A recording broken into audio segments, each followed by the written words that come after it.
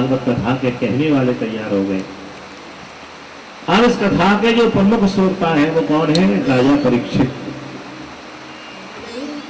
सूत जी कहते हैं भगवान द्वारकाधीश ने अपनी ही प्रेरणा से भूभार हरण करने के लिए कौरव और पांडवों का युद्ध कराया, महाभारत का युद्ध कराया, और वे अपनी स्थिति में पहुंच गया अंतिम में कि भीम के द्वारा दुर्योधन की दोनों जिह्वाओं को तोड़ दिया।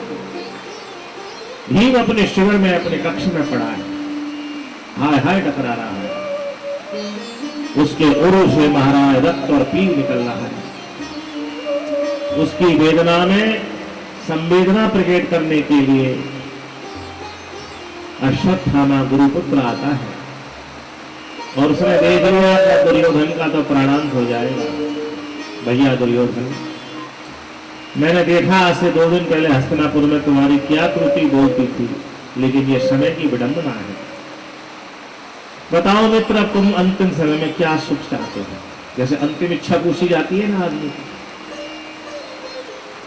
दुर्योधन कराता हुआ बोला, भैया मित्र सब ठीक है, लेकिन हम 100 भाई थे, एक भी नहीं बचा, और ये पांडव 5 थे, इनमें से एक भी नहीं मरा। ये द्वारकाधीश ने ऐसी क्या लीला करी है? अश्वत्थामा समझ गया कि रस्सी जल गई है लेकिन बट नहीं गई, अभी द्वेष इसके अंदर है, इसको पांडवों के मरने पर ही शांति मिलेगी। प्रण किया, मित्र दुर्योधन, मैं आज रात्रि में ही पांडवों को मारकर सुबह तुम्हारे पास आऊंगा।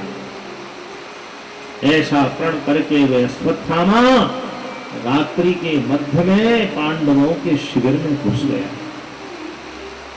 भगवान द्वारकाधीश तो घटघटवासी है, वो सब जानते हैं। युधिष्ठिर से बोले, रात होते ही बोले, भाई हमने युद्ध जीत लिया है, जीत का कहीं अहंकार ना हो, चलो आज जंगल में भ्रमण करते हैं, राजसी सेवा में नहीं सोएंगे, चलो। भगवान 5 पांडवों को लेकर जंगल में ले। दुर्भाग्य हुआ द्रौपदी जी के गोख का, उनके 5 पुत्र दुशैयाओं पर सो गए। अश्वत्थामा आया, सभी पुत्रों के सिर को काट कर ले गया, और सवेरे सवेरे जाकर दुर्योधन के आगे फेंक दिए। बोले, एक पांडव की बात करता था, ये 5 के 5 आ गए, सबके सर काट लाया। दुर्योधन ने भी निंदा करी, मूर्ख ये तूने क्या किया है? ये पांडव नहीं, पांडव पुत्र है, हमारे वंश को चलाने वाले हैं, हमारा पुण्य श्राद्ध करने वाले हैं। ऐसा कर्म करके अश्वत्थामा तेने हमारे पर मूल को नष्ट कर दिया, हमारे वंश परंपरा को मिटा दिया। अब जिसके लिए उसने अपराध किया है देखिए, और वही उस कर्म की निंदा कर रहा है।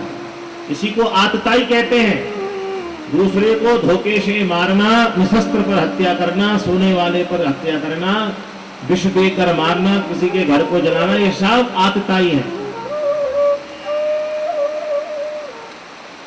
दुर्योधन ने भी इस कर्म की निंदा करी है।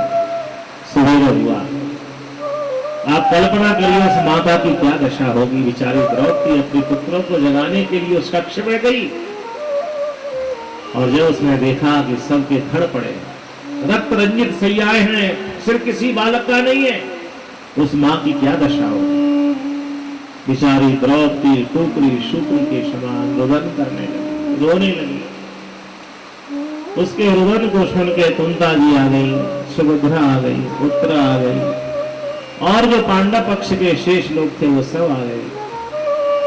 भगवान भी पांडवों को वापस लेकर सवेरे सवेरे आ गए, और सब द्रौपदी के प्रति अपनी संवेदना प्रकट करने लगे।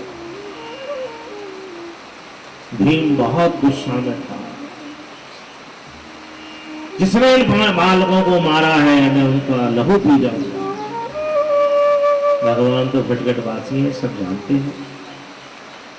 उन्होंने अर्जुन को संग में लिया और रथ में बिठाकर ले गए, अश्वत्थामा के पीछे लगा दिया। अश्वत्थामा ने अपनी रक्षा करने के लिए ब्रह्मास्त्र चलाया, अर्जुन ने भी चलाया। प्रलयकारी नगरी प्रकट हो गई। भगवान ने कहा, प्रलय का समय नहीं है, शांत करो।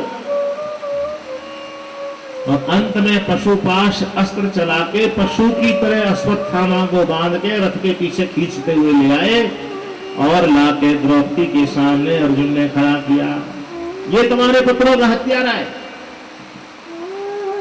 और द्रौपदी ने जैसे ही देखा अश्वत्थामा को, आहा,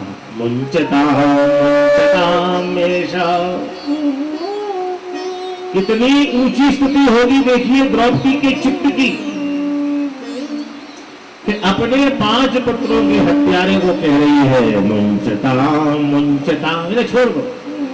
ब्राह्मणो नितराम गुरु, अरे ये तो जन्म से ही ब्राह्मण है, ब्राह्मण जन्म से ही गुरु होता है। और क्योंकि ये गुरु पुत्र है तो आत्मा ही जायते पुत्र हो, ये तो साक्षात द्रोणाचार्य जी ही पुत्र के रूप में हमारे सामने खड़े हैं। कितना ही बड़ा इन्होंने अपराध किया है, आप इन्हें छोड़ दीजिए। सारे पांडव स्तब्ध हो गए, भगवान की ओर देखने लगे, द्वारकाधीश की ओर। इसको क्या हो गया? अभी तक रुदन कर रही थी अपने पुत्रों के लिए। रोती हुई द्रौपदी कहती है, मारो रे तस्य जननी गौतमी पतिदेवता। देखो, आपने यदि इनको मार लिया तो इनकी जो मां है गौतमी, वो कितना रुदन करेंगी बेचारी। और इनके जो पिता थे वो पहले ही मारे जा चुके हैं, अन्य कोई भाई नहीं है, उनका क्या होगा मां गौतमी का। चलो मेरे 5 पुत्र चले गए लेकिन पति तो है, मैं संतोष कर लूंगी, आप इनको छोड़ दीजिए। तब अर्जुन ने देखा दृष्टि की ओर, क्या आज्ञा है आपकी? भगवान ने कहा, ब्रह्म हंतुर्न हंतव्य। अर्जुन, ब्रह्म हंतुर्न हंतव्य, ब्राह्मण की किसी भी स्थिति में हत्या नहीं करनी चाहिए, लेकिन आतताई वदारण, जिसने अपराध किया है उसको दंड देना चाहिए। अर्जुन तो भगवान का ही अंश है ना, नर नारायण है, दोनों लीला करने के लिए आए। बद्रीनाथ में दोनों पर्वत के रूप में बैठे आमने सामने। तुरंत समझ गया, अपनी उसने कटार निकाली, ये छोटा सा चाकू होता था, और महाराज उसके शिखा पर, यहाँ पर जो मस्तक पर मणि थी, उसको निकाल के बालों का दफन करके शिविर से बाहर कर दिया। ये मृत्यु तुल्य ही है ब्राह्मण का अपमान करना। और अश्वत्थामा चला गया। भगवान ने 5 पुत्रों की क्रिया कराई है। इधर दुर्योधन का प्राणांत हो गया है। भगवान ने युधिष्ठिर जी का राज तिलक कर दिया है और बोले, अब आप हस्तिनापुर जाइए, व्यवस्था को संभालिए, मैं भी द्वारका जाता हूँ, बहुत दिन हो गए आए हुए। भगवान द्वारका जाने के लिए तैयार है। सब पांडव पक्ष के लोग भगवान को विदा कर रहे हैं। आप देखिए क्या दृश्य होगा कि भगवान का रथ सजा हुआ खड़ा है, 4 घोड़े उसमें लगे हुए सुग्रीव आदि, भगवान का ड्राइवर दारुक सारथी रथ को लेकर बिल्कुल तैयार है अपने आसन पर। भगवान में सज धस के निकले हैं। कक्ष के बाहर माता कुंती, द्रौपदी, सुभद्रा, 5 पांडव इत्यादि खड़े हैं। सब भगवान का अभिवादन कर रहे हैं, भगवान सबका अभिवादन कर रहे हैं। उसी समय रोती हुई उत्तरा जी आई और आकर उन्होंने भगवान से अपनी रक्षा करने के लिए कहा, पाहि पाहि महायोगिन देव देव जगतपते।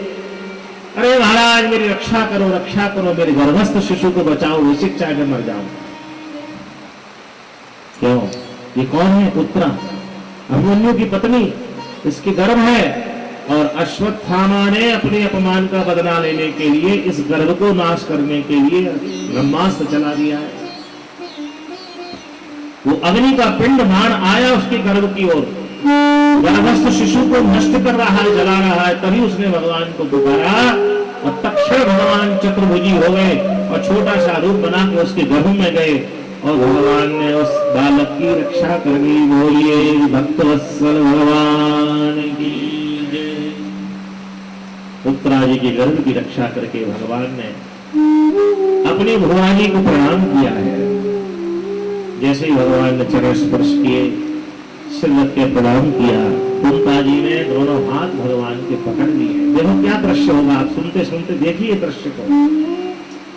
कुंती जी ने भगवान के दोनों हाथों से दोनों हाथ पकड़े हुए हैं, निर्निमेष नेत्रों से उनको देख रही है और देखते देखते मुख से वाणी निकली, नमस्ते पुरुषम त्वाद्य ईश्वरम प्रकृते परः अलक्षयम सर्वभूतानां अंतर्बहिर्विस्तृतम्।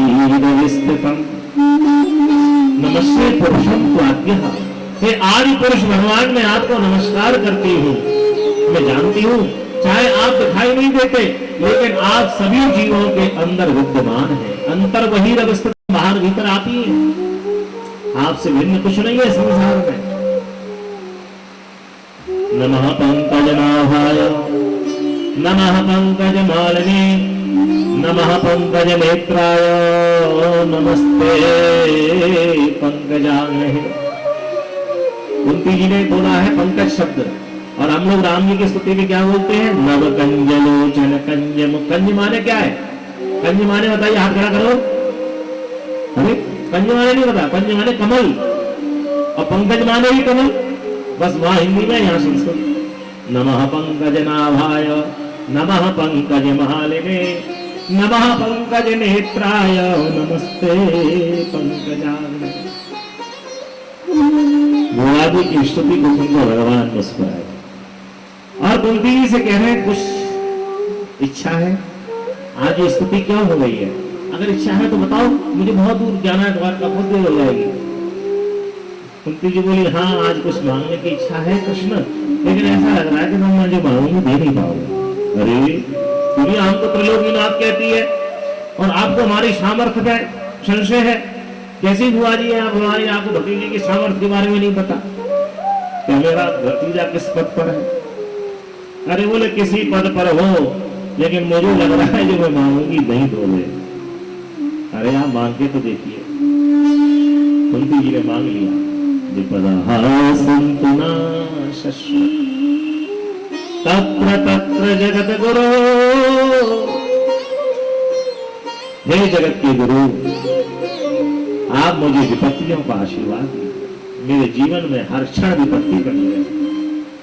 अब तो भगवान के नेत्र खड़े हो गए, कान स्फुटित हो गए, रोमांच हो गया। उन्हें बुआ जी क्या कह रही है? भूतों में भविष्यति, किसी भक्त ने आज से पहले ऐसा नहीं मांगा कि विपत्ति क्यों मांग रही है? बुआ जी मुस्कुराई और बोली, सारी बुद्धि तुम्हारे अंदर ही है क्या? अरे कन्हैया, आप पुनर्भव दर्शनम, हम बार बार तुम्हारा दर्शन चाहती हैं, इसलिए मैं कह रही हूँ कि विपत्ति आएंगी, हम सुमिरन करेंगे, आपको बुलाएंगे और आप आएंगे, इसलिए हमें विपत्ति दे दीजिए। विपदा शंतुना शाश्वत, शाश्वत माने शाश्वत, रोज हमारे यहाँ विपत्ति बनी रहे। तत्र तत्र जगद्गुरु भवतो दर्शनम यस्यात् आ पुनर्भव दर्शन, बार बार आप ही आते जाते रहेंगे फिर, तो इसलिए हम तो आपके दर्शन के लिए विपत्ति मांग रहे हैं। भगवान बोले, बुआ जी इस शरीर से आपने सुख देखा ही कब है? आप थोड़ा सा राजमाता आप होने जा रही हो, क्योंकि युधिष्ठिर जी राजा हो गए तो आप राजा माता हो गई हैं। नहीं तो जब से जन्म लिया तुम्हारी अवस्था में दुर्वासा जी ने मंत्र दे दिया, भगवान सूर्य आए और संतान दे गए। अब सामान्य रूप से देखा जाए संसार की दृष्टि से, कन्या की तुम्हारी अवस्था में पुत्र की प्राप्ति तो एक निंदनीय कार्य है, और उस पुत्र को भी आपने अपने वक्षस्थल में पत्थर रख के जीते जी को गंगा में बहा दिया। मरने के बाद तो दुनिया बहा देती है, गाड़ देती है। कितना बड़ा कलेजा होगा कि जीते जी पुत्र को पुष्पों की टोकरी में रख के बहा दिया। बड़ी हुई तो विवाह हुआ, कोई संतान में हुई कि पांडव विदा हो गए, संसार से पतिदेव चले गए। देवताओं से आपने पुत्रों को प्राप्त किया, तो फिर आपके ज्येष्ठ श्री का कितना अत्याचार, 12 वर्ष का वनवास, 1 वर्ष का अज्ञातवास, पुत्र वधू की चीरहरण, कितनी विपत्तियां आपने देखी। अभी अभी महाभारत युद्ध में कितना नरसंहार हुआ है, अभी मन नहीं भरा, फिर भी कह रही है विपदा संतुना। ये हजारों वर्ष के बाद बहन जी जो कथाएं हो रही हैं द्रौपदी और कुंती की, किस लिए हो रही है? कि उनकी मनोवृत्ति कितनी ऊंची होगी, कि द्रौपदी में 5 पुत्रों को मारने वाले को माफ कर दिया, और कुंती जिंदगी भर महाराज विपत्ति झेलने के बाद भी विपत्ति मांग रही है। क्या आदर्श नारियां रही हैं। भगवान ने कहा बुआ जी नहीं, बहुत हो गया, अब मैं आपसे तथास्तु नहीं कह सकता, आप ऑप्शन में और कुछ ऑप्शन दीजिए। तो 10 श्लोकों में स्तुति करते करते सेकंड लास्ट श्लोक में कहती हैं तथ विश्वेश विश्वात्मन विश्वमूर्ते स्वकेश में स्नेह पास मम छिंदी गणम पांडसु विष्णसु। ठीक है ना? अगर ऐसा ही चाहते हो तो अब मेरी अवस्था के अनुसार ऐसा कर दो कि मेरा पिता के घर में और पति के घर में जो अटैचमेंट है वो खत्म हो जाए। श्लोक क्या कह रहा है? स्नेह पास मम छिंदी दृढ़म पांडसु वृषणसु, क्योंकि वृषणी वर्ष की ये कन्या है और पांडव वंश की बधू है, मतलब मां की बेटी वहां भी आई है। दोनों घरों में माताओं का अटैचमेंट होता है। तो अब वो कह रही है कि मेरी अवस्था के अनुसार इन दोनों परिवारों से मेरा अटैचमेंट न्यूट्रल होकर वो तुम्हारे में हो जाए। कल मैंने कहा ना भक्ति शब्द का क्या है कि जो संसार के ऊपर है वो राग है, वो है ना, वो आसक्ति है, वो अटैचमेंट है, और वही कन्वर्ट होकर यदि हमारे इष्ट के प्रति हो जाता है तो वही भक्ति हो जाती है। और यह जब कुंती जी ने कहा है तो भगवान ने तुरंत तथास्तु कर दिया। बोलिए द्वारकाधीश भगवान की जय। मेरे दुख के दिनों में वो बड़े काम आते हैं। कुंती जी कहती है मेरे दुख के दिनों में वो बड़े काम आते हैं, मेरे दुख के दिनों में वो बड़े काम आते हैं। जब कोई नहीं आता मेरे सामने आते हैं, जब कोई नहीं आता मेरे सामने आते हैं, मेरे दुख के दिनों में वो बड़े काम आते हैं।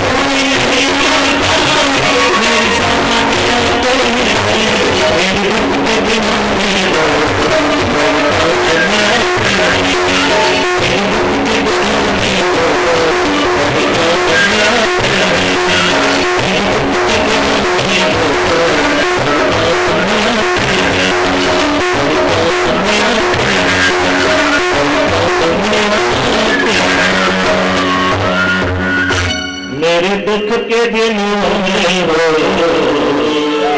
बड़े काम आते हैं। जब कोई नहीं आता इंसान आते हैं। मेरे दुख के दिनों में हो बड़े काम आते